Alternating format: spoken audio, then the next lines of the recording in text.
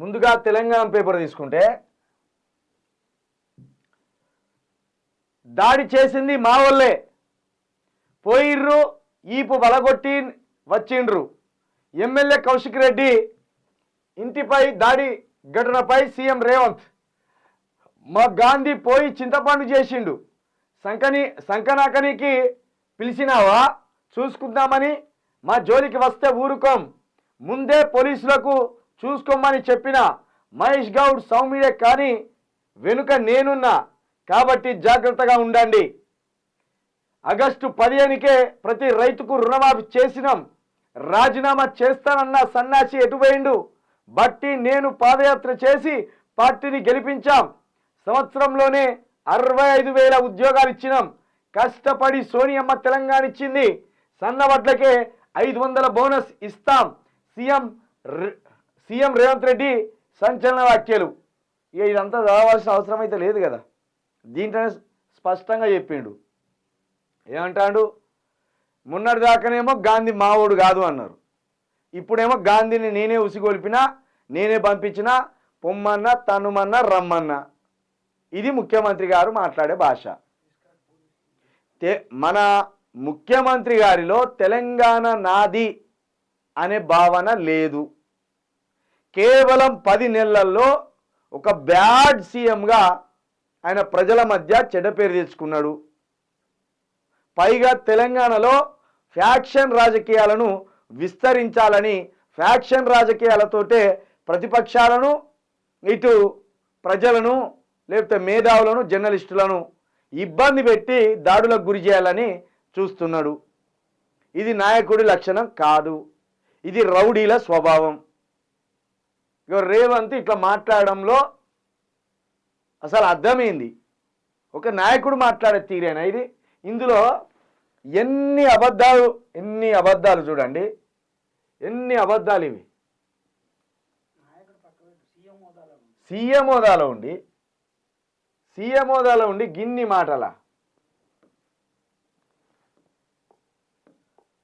ఎన్ని మాటలు, ఎన్ని అబద్ధాలు.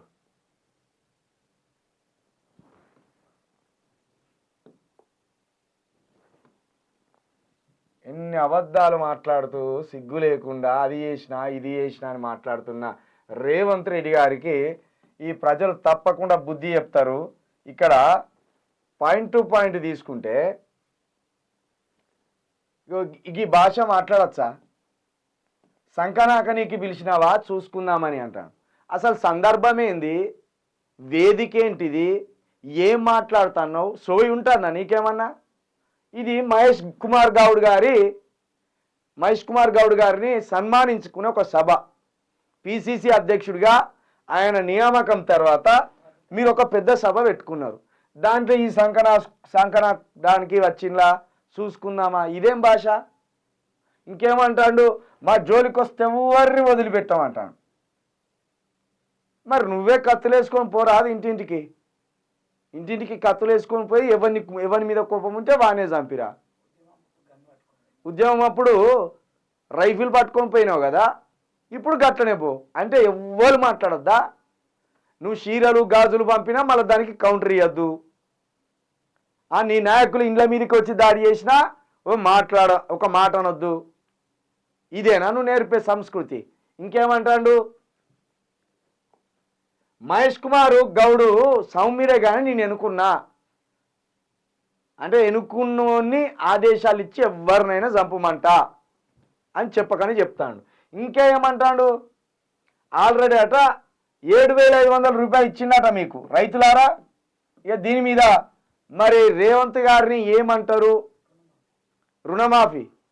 రుణమాఫీ అట ఆగస్టు 15కే చేసి పడేసిండట. ఆగస్టు 15కే రుణమాఫీ చేసిండట, అందరికి వచ్చేసినాయట. ఇక రాజీనామా చేస్తా అన్న సన్యాసి ఎక్కడా అంటే హరీష్ రావు ఎక్కడా, నేను ఆల్రెడీ చేసినా కానీ హరీష్ రావు కనబడతలేడు అంటాడు. ఇక బట్టి ఈయన ఇద్దరు పాదయాత్ర చేస్తే అధికారంలోకి వచ్చిందట. వామ్మో, ఇవేం అబద్ధాలు, గిన్నెబద్దాలా? బట్టి ఈయన పాదయాత్ర చేస్తే వచ్చిందా, లేకపోతే కేసీఆర్ మీద కోపంతో కాంగ్రెస్ని గెలిపించిందా? మీకే ఆలోచించుకోవాలి. 65,000 ఉద్యోగాలు ఇచ్చిండట. అయిపోయింది. 65,000 ఉద్యోగాలు ఇచ్చిండట. ఇగో 65,000 ఉద్యోగాలు ఇక్కడ అండర్లైన్. 65,000 ఉద్యోగాలు ఆల్రెడీ ఇచ్చేసి పడేసిందట. వాళ్ళందరూ ఉద్యోగాలు కూడా చేస్తానట. మొన్నటికి మొన్న 35,000 ఉద్యోగాలు ఇచ్చినామని అక్కడ ఎల్బీ స్టేడియంలో ఒక మీటింగ్ పెట్టి పత్రాలు చేత పెట్టిండు, పోస్టింగ్లు ఇవ్వలేదు. ఇగో ఇది గట్లనే నోటి మాటలు చెప్పి పూట గడుపుకుంటాను. ఇక ఉన్న ముచ్చట చెప్పిండు, సన్నవడ్లకే 500 బోనస్. ఎవరు సన్నవడ్లు వేసి ఉండరు, 500 బోనస్ పోయినట్టే. ఇక కష్టపడి సోనియమ్మ తెలంగాణ ఇచ్చిందట.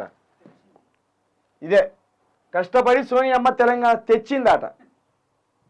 అసలు సోనియమ్మ వల్ల అయ్యజాగిరా అవజాగిరా తెలంగాణ తెచ్చిచ్చేదానికి. మనకు రాజ్యాంగం లేదా? ఆ రాజ్యాంగంలో ఎవరి రాష్ట్రాన్ని వాళ్ళకు సంబంధించి ఇచ్చుకోవచ్చని ఉన్నదా లేదా? ఎంతమంది బిడ్డలు చచ్చిపోయిన్లు, ఎన్ని బుల్లెట్లు దిగినాయి, ఎన్ని తుపాకులు ఎక్కువ పెట్టిండ్లు, ఎంతమంది తరతరాలుగా తెలంగాణ కోసం శ్రమించిండ్లు, మరణం పొందిండ్లు, ఇవన్నీ పోయిందట. ఇటలీలో ఈమె పుట్టిందే తెలంగాణ ఎప్పుడు ఇవ్వాలని వచ్చిందట. ఇటలీలో పుట్టింది, ఇక తెలంగాణ కోసమే ఇటలీలో పుట్టి తెలంగాణ కోసం వచ్చి తెలంగాణ ఇచ్చేదానికి ఆమె ఉన్నట్టు ఇక్కడే చెప్తాండి. ఇక్కడ రేవంత్ రెడ్డి గారి మాటలు మానుకోకపోతే 10 నెలల్లో మీకు ఎంత చెడ్డ పేరు వచ్చిందో ఇంకో 10 నెలల్లో మీరు కుర్చీ మీద ఉంటారో ఉండరో కూడా మీకే వదిలేస్తున్నాం.